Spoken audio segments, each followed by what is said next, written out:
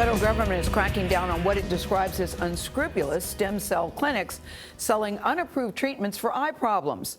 Scientists say the stem cells are capable of generating different types of cells and tissues. They offer the possibility of treating conditions like heart disease, diabetes, and stroke. The Justice Department filed for injunctions this month against two companies that have used stem cells on people's eyes, seeking to prevent them from experimenting on patients.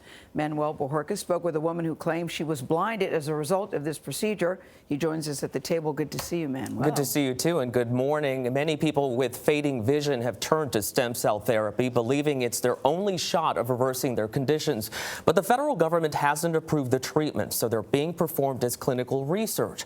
While some patients have reported improvements, others have fared much worse. It just sounded, and this is stupid to say, but too good to be true, and it was too good to be true. It was the promise of hope against the incurable disease blurring Doris Tyler's vision. She says workers at a clinic in Georgia repeated a claim on their website that stem cells may be effective in the treatment of macular degeneration. I'm sure you both talked it over pretty extensively. What was the consensus you reached with the information that you had? Well, that it was worth a try. Doris and her husband Donald paid $8,900 for an experimental procedure in which the clinic removed fat from her belly, harvested stem cells from it, and injected them into her eyes. Within 3 months, she says both her retinas had detached, leaving her blind. It's so hard not to see the sunshine and the birds out on the bird feeder and the beautiful flowers that Don has planted in the yard. It's just terrible. The Tylers have filed a lawsuit against the clinic and the Cell Surgical Network with which it's affiliated. They claim the risk of danger from the procedure outweighs the non-existent benefits of a therapy with no evidence of therapeutic value. I often refer to these cells as, magical cells. Despite sales pitches by the founders of Cell Surgical Network, and they are capable of fixing anything. The FDA has not approved the treatments. In fact, the agency has warned about unscrupulous providers who offer stem cell products that are both unapproved and unproven.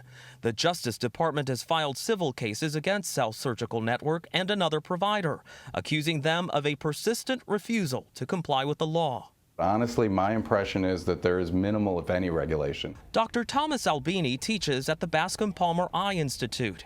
He examined Doris Tyler and others who've reported vision loss after stem cell injections. He warns patients should beware of any treatment that isn't FDA approved and any providers who charge for participation in research. When they go to these clinics, they're stepping outside of mainstream American medicine. Yet there have been some apparent success stories. We have to do something. We can't just sit back and wait for Mother Nature. Beth Gersbauer owns a machine shop in Elkhart, Indiana. She reports macular degeneration robbed her of the ability to read and see faces. She estimates spending about $60,000 for 3 procedures using stem cells from her bone marrow. I knew I didn't have much choice. It was either that or go completely blind, and that was unacceptable. She says she can now see the people she's talking to and read with the help of a magnifier. I would do it all over again. The Cell Surgical Network wasn't involved in Gersbauer's treatment, but in an email to CBS News, one of its founders says this is a new way of helping patients heal, insisting it is safe and clean. In a statement, the organization said it shares the concern for patient safety, yet strongly rejects the idea that a person's own cells should be regulated by the FDA as a drug. Donald and Doris Tyler say they want others to hear their story before considering these treatments. God knows I don't want anybody else to go through what I'm going through right now.